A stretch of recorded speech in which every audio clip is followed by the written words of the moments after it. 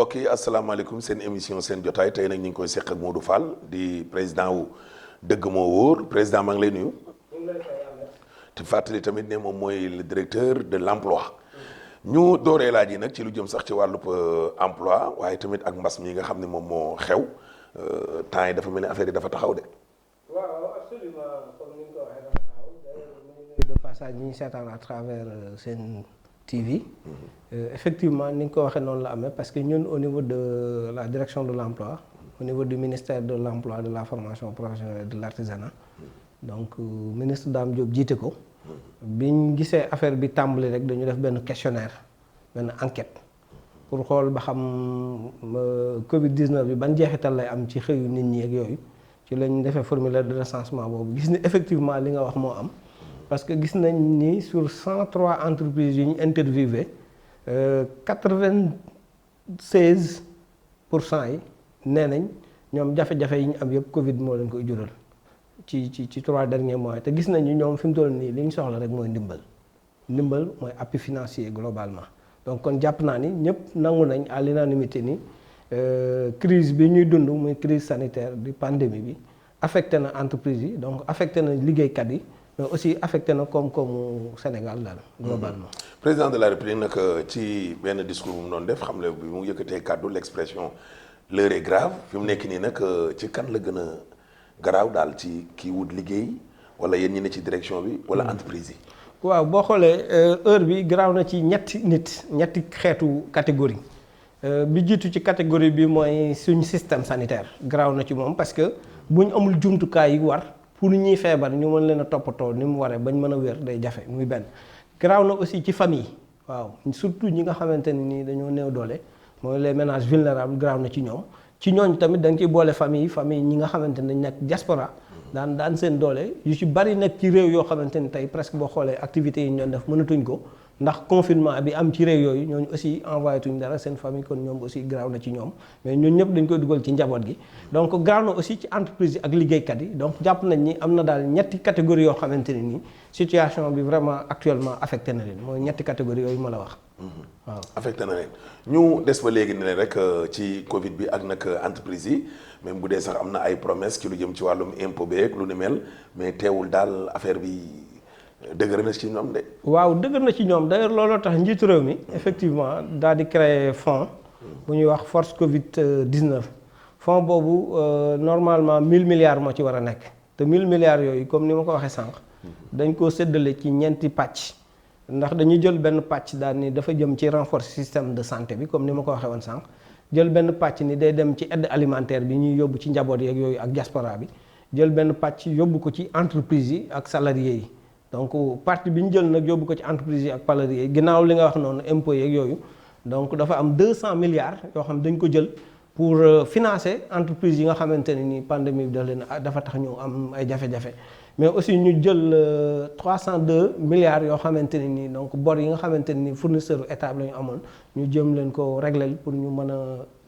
génn ci situation bi bu ma ñëwee ci 200 milliards yi nga xam moo ëpp solo 200 milliards yooyu boo xoolee dafa nekk ci pilier 3 wu programme de résilience économique et sociale programme de résilience boobu dafa am 4 piliers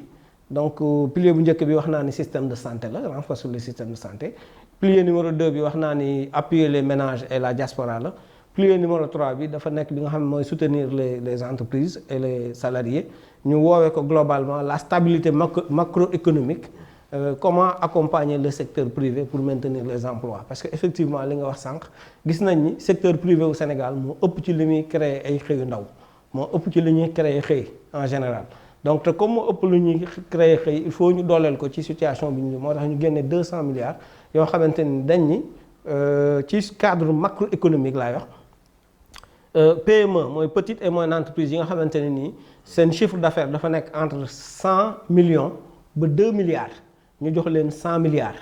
yeneen entreprise yi nga xamante ne nii seen chiffre d'affaires dafa nekk entre 2 milliards ba plus ñu jox leen aussi 100 milliards noonu lañ leen catégoriser parce que ñi nekk moins de 100 millions ñooñu dañoo nekk entreprise yoo xamante ne nii donc en général microfinance moo leen di jàppale mooy institution financière yu ndaw yi nga xamante ne nii mooy mutuelle yeeg yooyu ñoo leen di accompagner donc 200 milliards yooyu moom la njiitu réew mi teg ci table yi pour jàppale leen ci situation d'urgence bi nga xamante ne nii ci diir bu gàtt xaalis bi dana mën a génn parce que 100 milliards yi 100 millions ba 200 milliards dañuy xool yan entreprise ñoom lañ affecté entreprise yi ñu affecté nag muy suñ questionnaire muy ñeneen ñi yore questionnaire di def enquête moo xam le patronat moo xam le ministère de l'économie du plan et de la coopération yépp génn na secteurs yi nga xamante ne ni ñoom lañ gën a affecté bi ci jiitu nag mooy tourisme parce que gis nañ ni dañ tëj frontières yi transport amatul aéroport taxaw na kon ñi fa doon liggéey ñëpp presque boo xoolee seen ay activités fonctionné tul bi ci topp aussi mooy transport effectivement parce que transport am na transport aérien am na transport terrestre boobu aussi doxatul culture aussi doxatul presse aussi boo xoolee demeewul noonu et cetera donc ça veut dire que globalement yooyu noonu nga xamante ne ni identifié nañ leen muy aussi éducation avec école de formation privée yeeg nga xamante ni fonctionné tul donc dañuy xool nan lañ leen di financer pour ñu mën a taxawaay bu dëgër ci période pandémie bi. léegi looloo tax nag ñu ni dafa am ay critères yoo xam ne dañ leen di définir mooy critère d'éligibilité pour xool entreprise yi ginnaaw bañ affecté nañ leen est-ce que donc war nañoo mën a am accès ci financement boobu. donc ci critères yooyu nag ci la ñuy choisir ñi nga xamante ne dañ leen di accompagner. balaa ñoo ñëw ci 1er mai barki démb bi ñu des ba léegi nii nag gis nañ président sax doon na jël ay garde-fou. ñu neexee ñu dippee ko parce que am na ñoo xam ne itam ñu indi tegal seen i employés ay chômage technique. ak ñoo xam ne sax mën nañ leen a licencier. employés yi daal xam naa ni yow mu jiite direction boobu moom est-ce que tamit yéen a ngi ciy bàyyi xel. waaw ñoo ngi ciy bàyyi xel parce que am na entreprise yoo xam ne moom bu ñu commencé dund ay jafe-jafe rek. wéer ko seen liggéeykat yi. alors que pandémie bi nekkul na ñii ñoo ko fi indi. effectivement donc question bu am solo nga posé d'ailleurs à 2 niveaux parce que même catégorie bi ma doon wax sànq. seen financement day dépendre ci seen masse salariale. mooy maanaam li ñuy fay seen ay employés ak taxes yi nga xamante ne nii ak factures yi nga xam ne dañ koy fay moo xam location bi moo xam facture d'eau facture d'électricité wala internet beeg yooyu ci base boobu lañ leen di accompagner. donc li nga wax effectivement dafa am parce que gis nañ ni salariés yi ñu ci bari dañu nekk en chômage technique d'ailleurs looloo tax njiitu réew mi ginnaaw bañ ko voté les lois d'habilitation bi acte bi mu njëkk a posé muy une forte mesure mooy ordonnance bi mu génne woon muy ordonnance 01/2020 bi nga xamante ni dañuy réaménager le code électoral donc aménager ko de telle sorte que yenn dispositions yi nga xam ne da doon tënk par rapport ak contexte bi ñu mën leen a réajuster pour mën a dund situation bi convenablement surtout pour ñuy concerner les travailleurs donc looloo tax mu modifier loolu daal ni période bi ñu nekk muy période pandémie bi du période état d'urgence ak couvre-feu. le code de l'emploi voilà donc waaw ñu modifier article yooyu ci le code de l'emploi mu nga xam ne mooy loi bi tënk liggéey ci wàllu réew mi ñu ne licencié kenn waru koo def ci période bii nii waaw à moins que mu nekk faute lourde ça veut dire que kon déjà garde-fou njiitu réew mi teg na ko ginnaaw ba mu tegee mécanisme ba pare daal ni ci période bii nii benn entreprise warul toog bañ a fay ñi koy liggéeyal même bu doonee dem nañ en chômage technique délégué personnel bi dafa war a associé wu ak état ak ñi ci acteurs yi ci bokk yëpp ñu réfléchir xool chômage technique boobu naka lañ koy définir. pour changer pour système de télétravail problème bu ñu bëggee changer le code du travail ba pare. mais est-ce que mesure d'accompagnement yi parce que. employeurs yi moom ku leen bàyyi foofu laay ñëw employé ne président de la République code du travail dina ci ay coppite. foofu laay ñëw effectivement c'est une excellente question d'ailleurs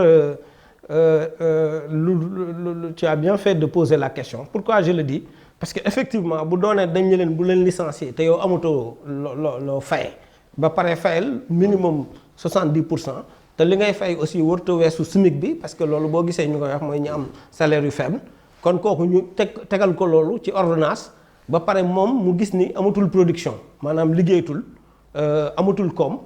activité am taxaw na ba pare mu bëgg a fay loolu waaw mu bëgg a fay loolu ñu ni doo dàq kenn kon mesure d'accompagnement rek moo mën a ñëw mesure d'accompagnement mooy 200 milliards yi ma la waxoon sànq maintenant quant à salarié bi moom lan moo koy sécuriser ginnaaw ba ko ordonnance bi waxee ni yow même bu fekkente ni da ngay nekk chômage technique ma lay aar man en tant que état yow aussi war nga nekk à la disposition de entreprise bi nga xam moo la jël pour que heure bu la soxlaa rek ak heure bu mu mën a doon même bu doonee système télétravail la nga mën a liggéey maintenant question bi nga posé li tax mu am solo mooy booy liggéey fenn moo xam CDD moo xam CDI moo xam leneen lu mu mën a doon contrat de stage wala dara dafay tënku ci këyit mooy li ñuy wax contrat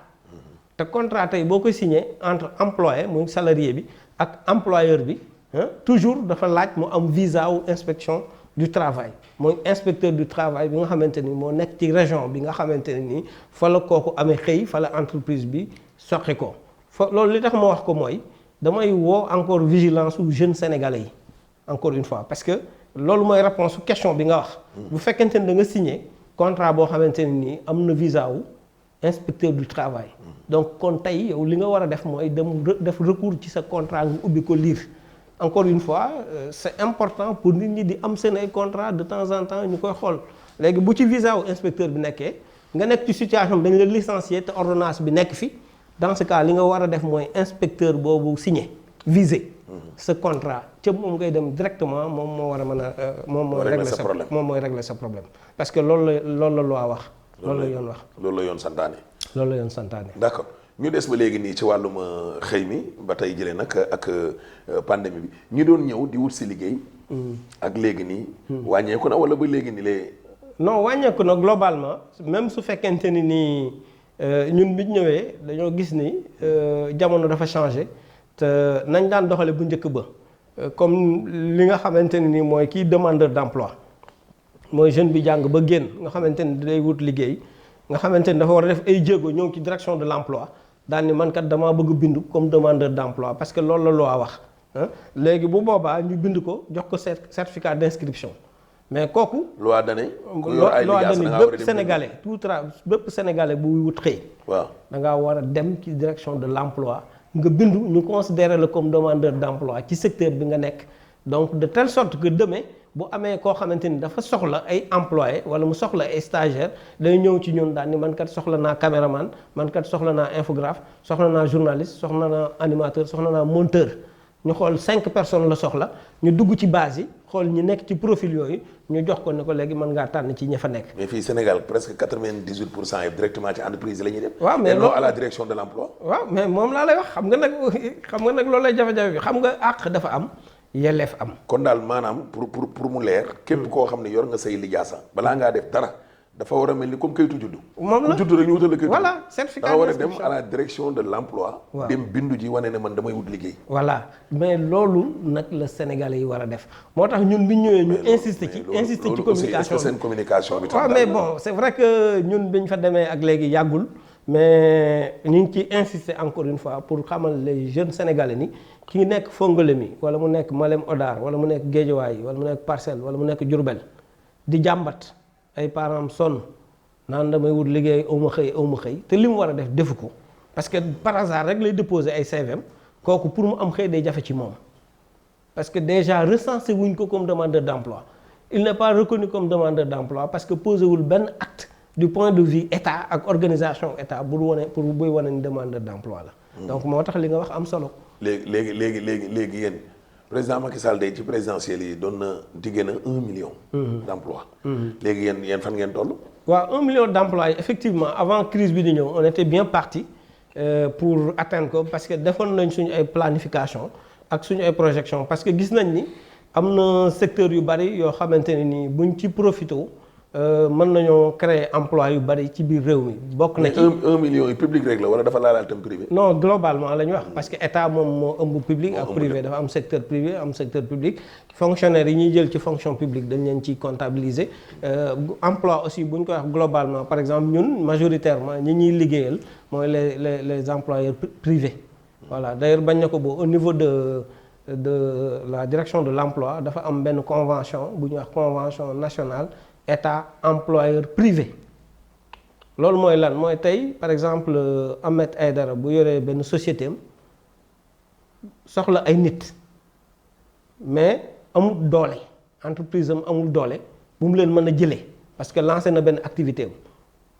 léegi yow boo ñëwee ci ñun daal ne man kat am naa ay kayit employeur privé la mais damaa soxla ay nit waaw moo xam ay stagiaire la moo xam ay travailleurs qualifiés la léegi bu boobaa boo ñëwee daan damaa soxla 10 personnes définir 10 personnes yi comme ni ma ko waxee woon sànq ñan la journaliste infographe tel boo ñëwee boo indee liste boobu def sa demande d'adhésion bu ñu ñëwee bu ñu ko accepté lee xam nga lan mooy am kenn ku ci nekk da ngay bind ban salaire lay am par exemple supposons nga ni soxla naa benn informaticien dama koy fay 200 000 mais aussi soxla naa benn chauffeur dama koy fay 100 000 soxla naa benn assistante buy tàppee dama koy fay par exemple 125 000 bu boobaa ñun dañuy calculer contrepartie état daan ni waaw donc kon chauffeur bi yaa ngi koy fay 100 000 ñun dañu lay fayal 60 000 yow 40 000 rek ngay fay assistante bi yaa ngi koy fay 125 000 ñun dañuy fay 75 000 yow 50 000 rek ngay fay donc loolu la ñuy wax convention nationale état employeur privé cela veut dire que ki soxla ressources humaines de qualité mën naa signer convention bi pour am des ressources humaines de qualité bu boobaa dañ koy jox des travailleurs qualifiés yu ko mën a accompagner pour PME bi mën a développer wu. ki nga xamante ni dafa bëgg a jël ay jeunes en stage de la même manière bu boobaa dañuy dugg ci base bi jox leen ko pour jeunes yooyu aussi mën a am expérience professionnelle parce que beneen difficulté bi effectivement comme ni nga ko waxee sànq mooy jeunes yu bari aussi dañuy génn fraîchement expérience professionnelle zéro. jeunes yooyu avantage yu ñu ñëw ci direction de l'emploi mooy ñun ñoo leen di wutal ay stage waaw ndax bu boobaa ñun dañuy am ay entreprises partenaires yoo xamante ni bu ñu signé convention bi ñun ñooy jël jeunes yi orienté leen foofu ba pare jël en charge benn contrepartie ci lañ leen di fay foofu ndax entreprise yu bari peut-être des fois li tax ñu xaw a réticent mooy charge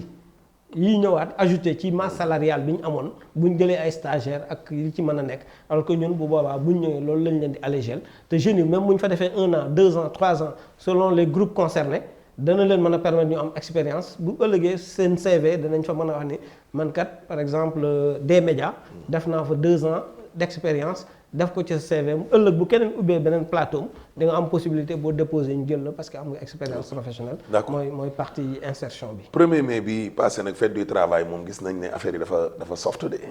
waaw dafa soft xubul de. waaw dafa soft globalement parce que réew mi moo soft. réew mi moo soft effectivement parce que dafa am lu fi xew. li fi xew mooy crise sanitaire bi di pandémie bi fi am donc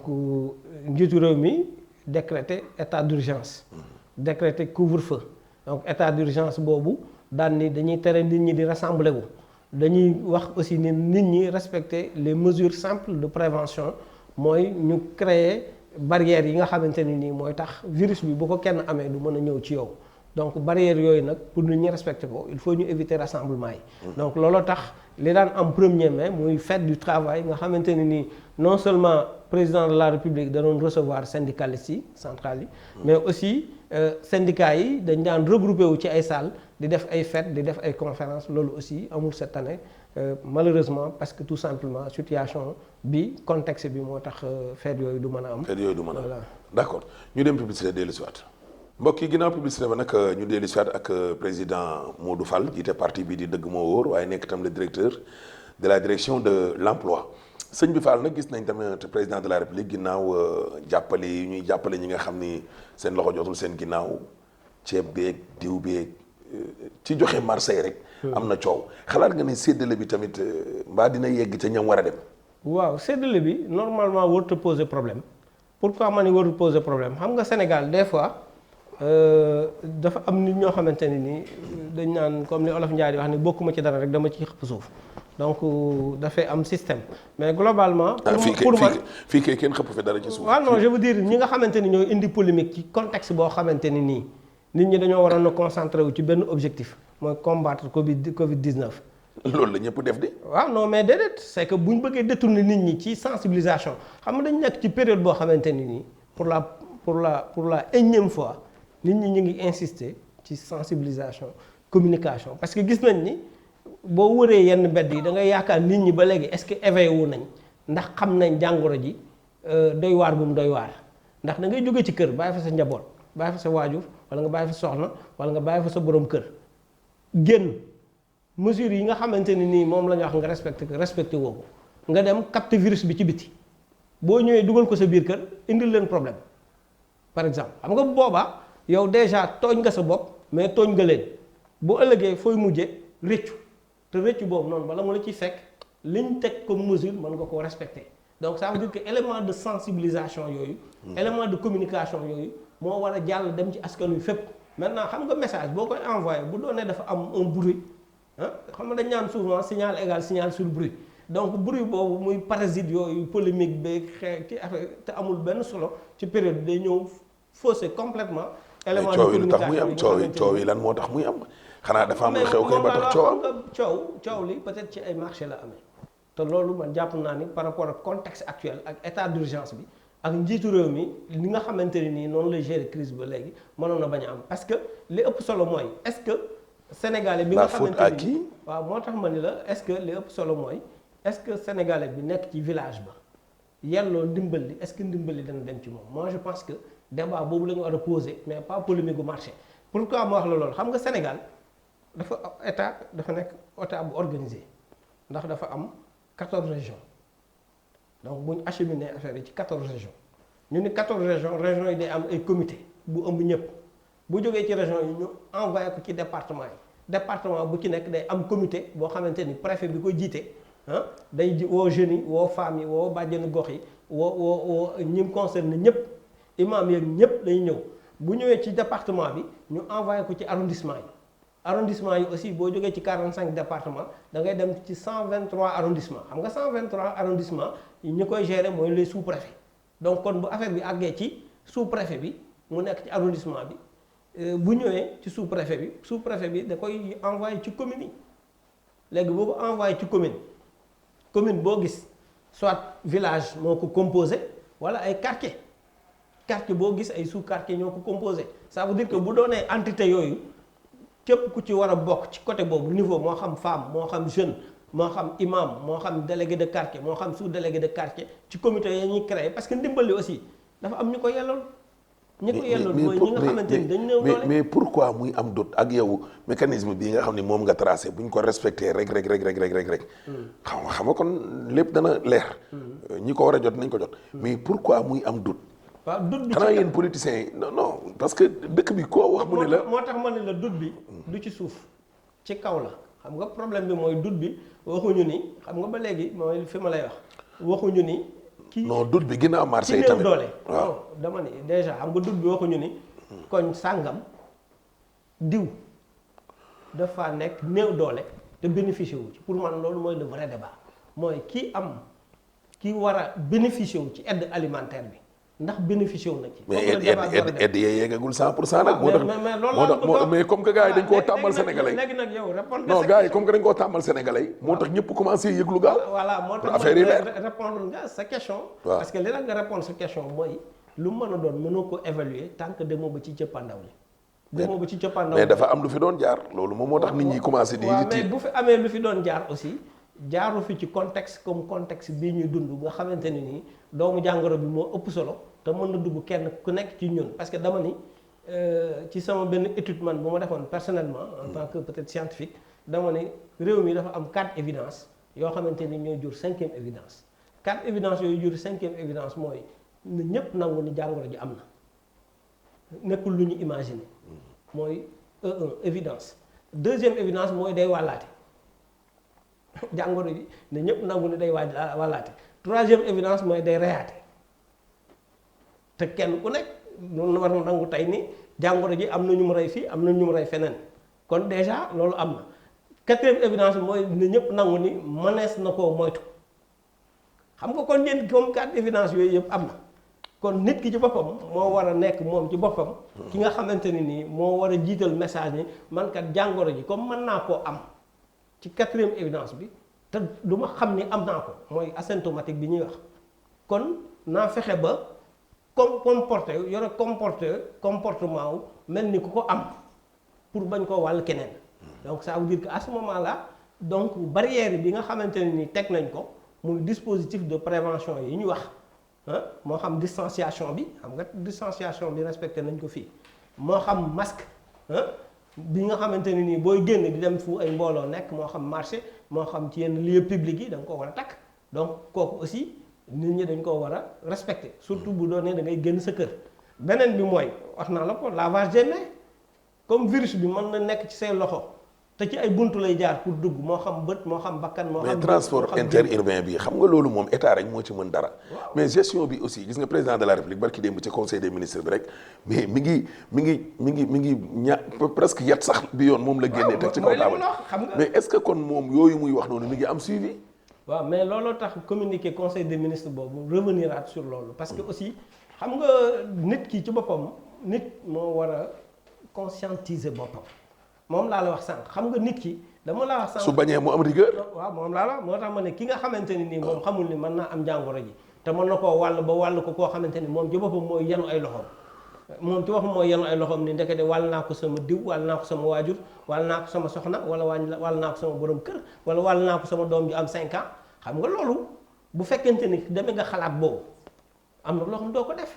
buñ nee la transport public ñëw nga dugg mu leen ne fii respecté wuñ barrière mais bul dugg yow nee nañ la booy dox takkal masque yaa ngi dugg ci transport public takkoo masque ça veut dire que yaa ngi exposé sa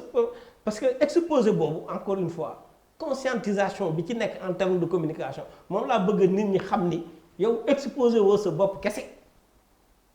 da nga exposé sa bopp exposé sa njaboot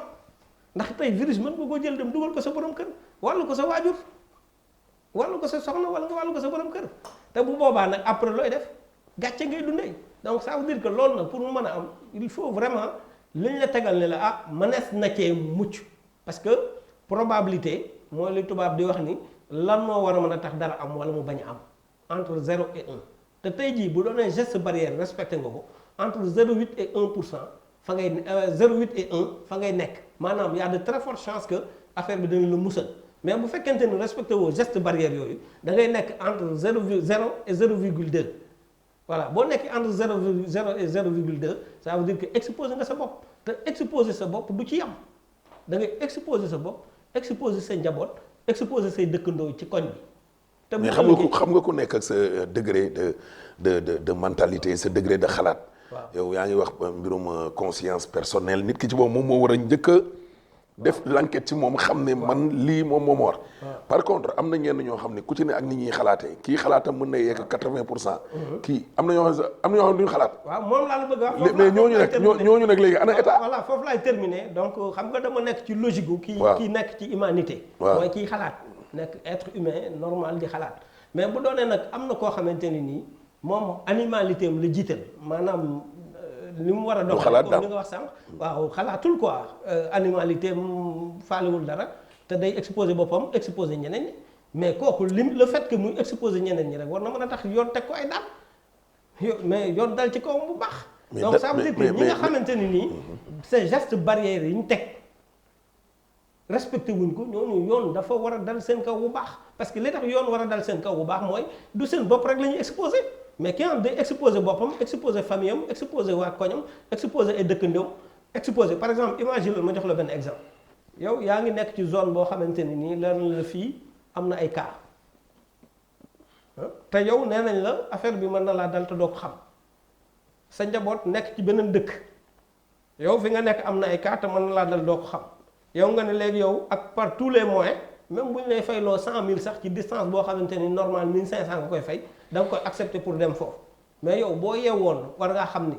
mën ngaa jël virus bi fii dem yóbbu ko foofu te boo jëlee virus bi fii dem yóbbu ko foofu mais bu boobaa toute une population toute une communauté ñoom ngay gàddu seen àq waxuma la bàkkaar bi ci nekk ak àq ji ci nekk waaye ni ngay exposé d'abord ñi ngay nekk sa premier contact muy sa njaboot loolu rek jarul waroon naa tax nga ni ah man kat kon naa toog fii ba affaire bi dal. état bi li muy sant noonu nit ñi moom tamit est-ce que du def ay failles par exemple tey njaayu mburu mi. ñu ngi koy tere ci bitig yi ne léegi boulangerie brioche dorée yi patati patata te gis nga ay kër yoo xam ni kilométrique yoo loolu est-ce que loolu amoon na. ay mesures d'accompagnement loolu moom quelque part ànd naa ci ak yow. Ahmed parce que li tax ma ànd ci ak yow mooy man personnellement en tant que directeur de l'emploi. woo naa ki jiite boulanger yu Sénégal yi Amadou Gueye ñu ci doon waxtaan ma ne ko ñu ngi jëm nañ ci crise mburu teg nañ ay mesures yoo xamante ne nii dañuy wax hygiène maanaam set ce qui est tout à fait normal parce que mënoon naa gën a aggraver quand même situation wu réew mi te comme dañuy wax problème d'hygiène te niñ daan jënd mburu yi ak contexte yooyu mën day transmettre day accélérer transmission virus bi loolu dakkal ko mesure bu baax la mais nag booy dakkal benn mesure da ngay indi beneen mesure boo xamante ni nii dana tax mbir mi sotti d'ailleurs ci loolu lañu discuter woon échanger wax ni effectivement contexte la boo xamante ni buñ ci appuyer danañ créer ay emploi yu bari créer emploi yi mooy li ñu la waxoon il faut mu am ay kiosque yoo xam ne dañuy respecter les mesures d'hygiène ñu commencé ko même bu doonee dañ koy teg ci ville yi nga xamante ni nit ñi dañuy déplacer wu majoritairement pour di jënd mburu ci yenn boulangerie ciblées yi nga xamante ni souvent nit ñi dañ fa dem comme Lamine Gueye bi gis nga par exemple je ne fais pas la publicité mais yenn boulangerie yi nit ñi di dem au moins si ñooñu nga am ay kiosque yoo xamante ni da nga fay teg pour nit ñi mën a kii te day créer emploi parce que kiosque bi day am ku fay ñëw distribution yi day am ñeneen ñu koy assurer ainsi de suite donc danañ créer de nouveaux emplois donc dana ñëw par rapport ak contexte bi renforcer peut-être koomu famille yi koomu ñuy liggéey donc loolu effectivement projet la d'ailleurs boo xoolee am na benn projet bu ministère du commerce ak partenariat yi lancé muy jaay ma mburu mooy l'achat de pain en ligne achat de pain en ligne par zone kooku aussi vraiment c'est une très bonne idée moo tax mesures yi en tout cas ñu ngi koy mettre en place pour éviter à ce que nit ñi di daje rassemblement yi au niveau des boulangeries moo tax nag nit ki aussi pour bañ loolu man souvent damay wax ñi ma dëkkal ni leen bu ngeen bañee rassemblement bi soit da ngeen di teel a dem jënd mburu wala ngeen jënd pain boo xamante ni di ngeen ko mën a conserver parce que en situation de crise il faut faire des sacrifices. d'accord Modou Fall nag jiite nga tamit parti même bu dee sax da nga nekk directeur direction de l'emploi nga nekk tam ci mouvance présidentielle bi ay élection nag xam naa ni moom ñu ngi doon aj di aj te xam naa ni dinañ gën a aj ndax pandémie bi. léegi Modou Fall moom dafa am ay ambition wala moom day déglu njiital coalition bi. waaw donc maa ngi lay remercier ci question bi ma posé parce que pour man occasion la pour ma wax ñi ñuy jàppale parce que aussi c'est vrai que je suis chef de parti mais dama dëkk ak le ministre Dame Diop on habite la même commune parce que 2014 moi j'étais candidat maire bu Diourbel am ay conseillers mais ci élection yi ñu jëm xaw ma ban période lay doon mais bu ministre bi nga xamante ne ni moom moo ma proposé njiitu réew mi ba tax mu nommé ma ñu dëkk soxlaa du ma xëccoo moom parce que déjà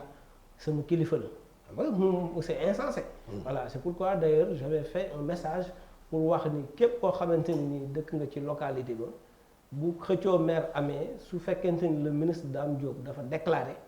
solennellement devant tous les Diourbellois ni dafa bëgg nekk maire ñun moom la ñuy jàppale. waaye bu dul mais moom nekku fa ak bi mi ngi fa ak yeneen leader waaw moo tax xam nga moi je suis chef de parti. non ci Benno Bokk Yaakaar laa wax. waaw non am na fa ñeneen ñu fa ne. Aminata Tall dëkkul Diourbel. waaw fa la nekk mais bon léegi jur fii lay voté transféré na votam te élection locale élection localité la ça veut dire ku nekk ci commune bi nga nekk ngay mën a postuler donc je veux dire quoi je veux dire que moom bu soxlaa mairie bi ñun en tout cas moom le ministre Dame Diop ñun moom la ñuy jàppale. su soxlawul nag. voilà bu soxlawul nag man soxla naa. candidat parce que déjà man candidat la 2014 ki nekk candidat nekk chef de parti 2014 bu fekkente ni nekk chef de parti nekk candidat 2014 bu fekkente ni ki ma jiital soxlawul man soxla naa. non mais c'est que xam nga yéen seen coalition moom ñëpp xam na nu muy demee.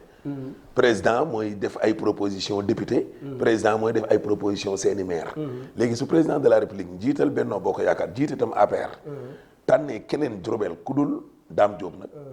da ngay nekk candidat wala da ngay topp xam nga fi mu toll nii nekkuñu ci période diw tànn na diw. mais en tout cas waaw nekkuñ fa mais dinañ fa ñëw. non li may wax nii c'est important. dinañ fa ñëw di élection yi moom même bu dee 10 ans la it nañ ko tëgg. xam nga loolu xam nga li may wax nii c'est important. parce que li tax ma ni c'est important mooy. xam nga kiy tànn day doon koo xamante ne ni ki ñuy tànn dafa war a doon ku bëgg ci sama gis-gis. waaw mooy maanaam ki manifester volonté ni man kat am naa yéene ci dëkk bi. man am naa yéene liggéeyal leen am naa yéene doon fi maire mais man comme ni ma ko waxee bu doonee moom le ministre Dame Diop doonul maire mais man am naa yéene doon maire mais ëllëg bu doonee moom intéressé wul on ne sait jamais damay préférer sax moom ma intéressé parce qu'il est assez bien placé pour être le futur maire de Diourbel si c'est pas le cas moi je serai candidat bu ma njiitu réew mi ni topp leen ci Modou Fall bu boobaa ma dem mais bu nee topp leen ci keneen bu boobaa donc aussi dañuy apprécier par rapport ak ki mu wax ni effectivement topp leen ci ak aussi recommandation yi nga xamante ni ki nekkal mooy le ministre moom lay def. parce que aussi mënoo aussi dans la vie da ngay nit day éviter manque de reconnaissance waaw parce que nit ki bu doonee daf laa yëg am cër bu mu la jox amal ngor bu toll ni delloo ko. voilà donc Ahmed donc loolu moo tax ma ni moom mooy sama candidat ci mairie bu Diourbel. voilà. d'accord léegi nag laaj bu mujj bi rek mooy Dakar ak Diourbel bokk nañ daal ci région yi ñu gën a tudd ci Covid bi. tey en tant que Diourbel waa lan nga doon wax daal waa Bawol yëpp. waaw li may wax waa Bawol rek moom laa commencé woon doon wax sànq mooy mbir bu doonee dafa am. di wàllaate mën a jël bakkanu doomu aadama li war nit ku nekk mooy moytu ko. ni nga ko mën a moytoo nag ñii spécialiste ci wàllu woowu muy wàllu santé tegal nañ ñu ay yoon yoo xam buñ ci jaaree maanaam affaire mën nañu bañ a dal. moo tax encore une fois ñi dëkk Diourbel dëkk Touba. dëkk Bambey dëkk ci zone boobu yëpp Mbacké je pense que occasion la pour ñoom ñu xam ni jàngoro ji mu nga ci dëkk yi te comme jàngoro yi mu ngi ci dëkk yi te wóorul xamoo kum dal xamoo kum dalul parce que c'est asymptomatique kon yaakaar naa ne li war kenn ku nekk ci ñoom mooy moytu nag bi ci jiitu mooy booy génn sa kër nga sol sa masque booy dugg sa kër nga raxas say loxo ba mu set boo amee gel hydroalcoolique nga raxas ci say loxo fomp ko ba mu set boo duggee sa kër boo ñëwee boo amee possibilité isolé wu pendant quelque temps def ko dans le cas contraire boo mënee trouver beneen solution nga trouver ko boo utiliser mouchoir aussi parce que li affaire mouchoir boobu c'est tellement important peut-être ñu bari comprendre luñ benn yoon ndax yow déjà xamu ba xam am nga doomu jàngoro ji léegi yow boo utiliser benn mouchoir doomu jàngoro ji dugg mais jotagul àgg ci sa biir mais dafa yam par exemple ci say bakkan nga def nii doomu jàngoro ji génn ci mouchoir bi au lieu nga sànni ko nga jël mouchoir bi téye ko xam nga beneen yoon nga defaat ni mais ça veut dire que yow yaa exposé sa bopp. ça veut dire que geste barrière yooyu ñuy wax looloo tax. ñu war ko respecter donc encore une fois nañ insister ci communication bi insister ci sensibilisation bi njiitu réew mi waxaat na ko donc nit ñi aussi vraiment boo nekk ci zone boobu doomu jàngoro ma nga fa nga bañ a exposer sa famille toog fa ñu ñaan yàlla ñun ñëpp ci weeru màgg wu sel bi. donc jàngoro ji jóge ci réew mi jóge ci àdduna bi yëpp bañ demaat à autre chose et que tout puisse revenir à la normale. président kon ñu ngi lay gërëm di la sant bu baax. ñu ngi lay fay ñu ngi lay remercier ci invitation bi aussi. mu nekkoon seen émission seen jotaay tey nag ñu ko doon seq ak Modou Fall moom nag mooy jiite parti bi di dëgg moo wóor waaye itam mooy directeur de la direction de l'emploi di leen jox kon dig daje ci beneen numéro incha allah.